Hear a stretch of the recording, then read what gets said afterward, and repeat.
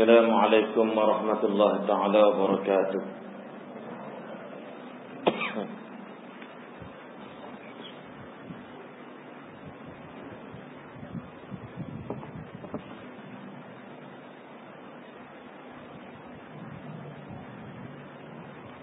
Innal hamdalillah nahmaduhu wa nasta'inuhu wa nastaghfiruhu wa nastahdihi ونعوذ بالله من شرور أنفسنا ومن سيئات أعمالنا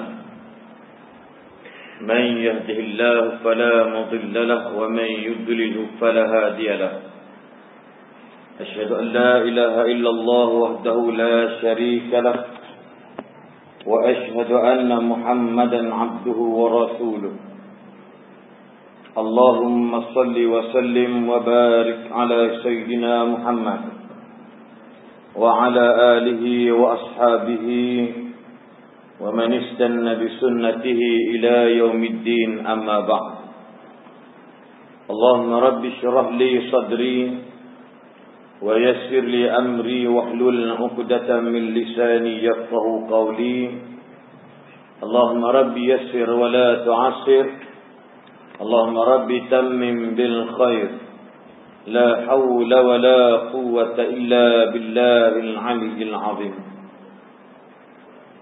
قال الله تعالى أعوذ بالله من الشيطان الرجيم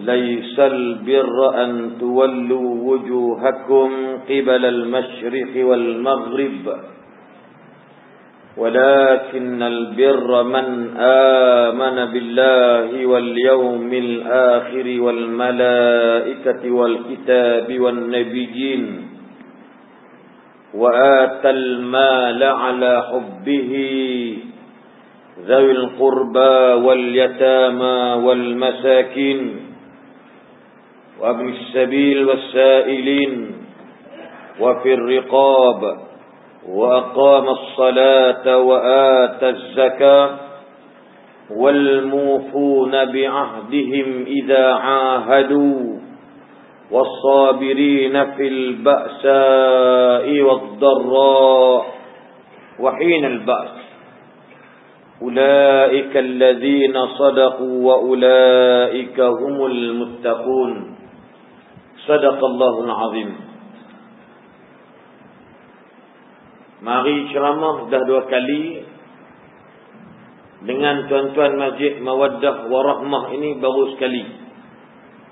Dan insya-Allah moga-moga pertemuan kita pada malam ini ada kaitan dengan nama masjid Mawaddatan Warahmatan, yakni saling cinta mencintai, kasih mengasihi, saling sayang menyayangi di antara satu sama lain sebagai seorang hamba Allah, sebagai seorang umat Nabi Muhammad sallallahu alaihi wasallam, yang mana Allah dah beri jalan, dah tunjuk jalan, Allah berikan hidayah, Allah utuskan Ar-Rasul sallallahu alaihi wasallam, Allah berikan petunjuk, Allah berikan tanda aras untuk manusia guna pakai memimpin diri manusia ke arah yang lebih baik dari semasa ke semasa insya-Allah. Firman Allah, a'udzubillahi minasyaitonir rajim, inna hadainahu as-sabil imma syakiran wa imma kafura. Sesungguhnya kami dah tunjuk jalan. Dekat manusia ni dia boleh fikirlah sendiri, sama ada nak syakiran, nak berthank you, sama ada nak berterima kasih dengan Allah, wa imma syakur wa imma kafura, atau nak jadi kurang ajar dengan Allah, atau nak jadi kufur dengan Allah. Sebab hidup kita ini merupakan satu tanggungjawab. Hidup kita merupakan amanah. Bila dapat nyawa, kita duduk dalam perut mak kita, masuk hari ke 121st days, maka ditiupnya nyawa, roh dan sebagainya, lalu izinkan kita hidup. Kalau nak gugur hari 121. Pengalaman saya, anak saya masuk hari 121 meninggal. Kalau tengok dalam hadis 40 Nawawi, waktu itu malaikat tanya, asyaqiyun am sa'id? Ni nak tulis apa ni Tuhan? Kata malaikat, buruk ke baik, hidup ke mati? Allah kata matilah budak ni. Ramai benar anak ustaz tu. Dah nak masuk 9 dah, mati seorang. Pergi check, tengok baby dah tak gerak. Satunya everyday kena checklist 8 time. Setiap hari 8 kali budak tu menendang perut mak. Kalau tak tendang perut mak kurang dari 8 kali, something wrong. Kalau tak tendang langsung, big wrong. Tuan-tuan, mati hari tersebut. Maknanya kita semua hidup. Bila kita keluar dari perut ibu, isteri-isteri yang dapat anak, yang mengandung, sebagai orang yang inna hadainahu sabil imma syakira wa imma kafura. Bila dah tahu dia mengandung, dia nak kufur ke nak syukur? Ramai bapak-bapak bila isteri dia mengandung haram tak sujud syukur. Ya. Nak kata pelesit bukan, nak kata belih lagi. Tuan-tuan, ramai bapak mak bila tahu saja pregnant, orang Jawa ngomong meteng. Wis kawin, wis meteng. Orang apa-apa yang gobloknya burung kawin, wis meteng. Nampak tak? Bila tahu dah mengandung, jarang mak bapak dengar-dengar kata doktor kata, congratulations your wife. Gitu lebih kurang. Dia balik rumah nak sujud, jarang sebab tak ada rasa syukur. Benda hari-hari boleh dapat. Dia nampak punya tuan. Tadi kita mengajar kat majlis pada itu. Ahmad Ibrahim. Saya baca ayat. Ya. Kalla innal insana la yatgha. Manusia ni makin dewasa, makin kurang hajar dengan Tuhannya. Nak semayang ikut kepala tengkorak dia. Nak semayang, tak semayang sudah. Yang penting I still live. Macamlah bapa saudara dia yang bagi nyawa ke dia. Kalla innal insana la yatgha. Makin dewasa, makin jadi sembah tagut. Dapat anak tak reti nak didik, beranak pandai, tidur pandai, mengerjakan pandai. Tapi nak didik haram tak pandai. Sebab apa? Makin besar kurang hajar. Bila? Ar-ra'ahu istaghna.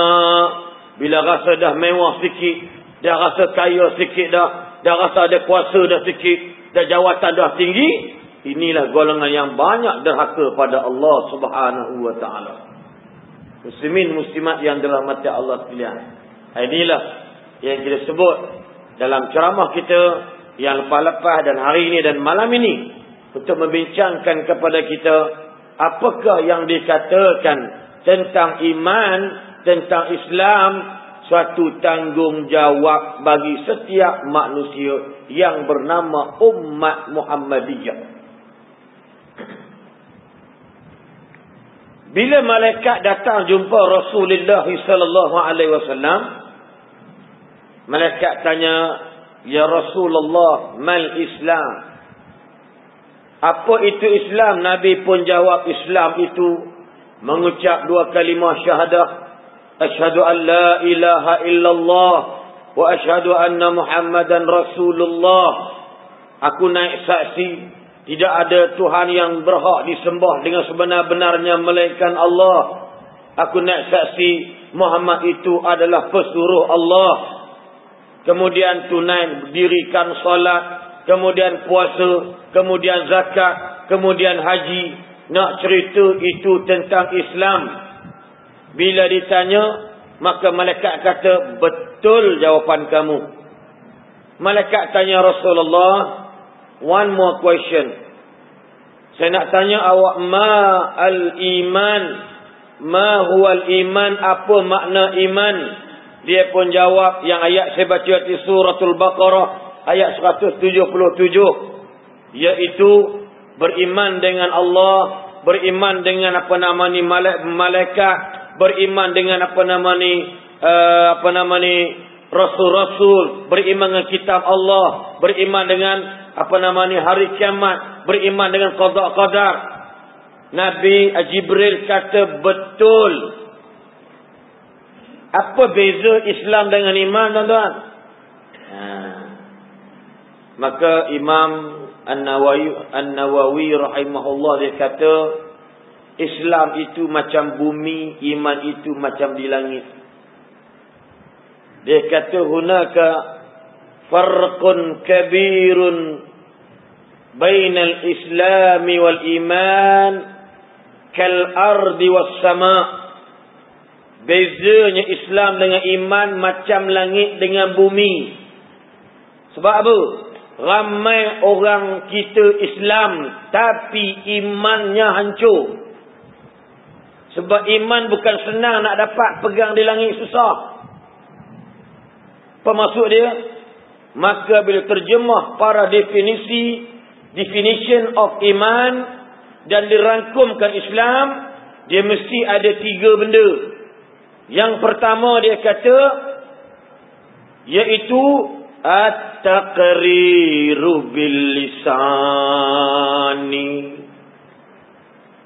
Satu, at-taqriru bil lisani wat-tasdiqu bil qalbi. Yang ketiga, wal amalu bil irkani.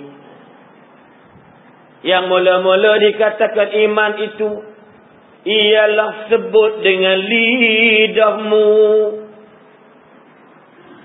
La yastaqimu imanu abdin hatta yastaqima qalbuhu. Kan? Tidak cantik iman seseorang itu, tidak menarik iman seseorang itu, sehinggalah cantiklah hatinya. Macam lagu pula bunyi. Ya. Tidak cantik iman seorang hamba, sehingga cantiklah dulu apa yang ada dalam hatinya. Wala yastaqimu qalbuhu, tak cantik apa yang ada dalam hatinya, hatta yastaqima lisanuhu, sehingga cantiklah apa yang dipertuturkan lidahnya. At-taqriru bil lisan wat tasdiqu bil qalbi. Tuan-tuan, ala bizikri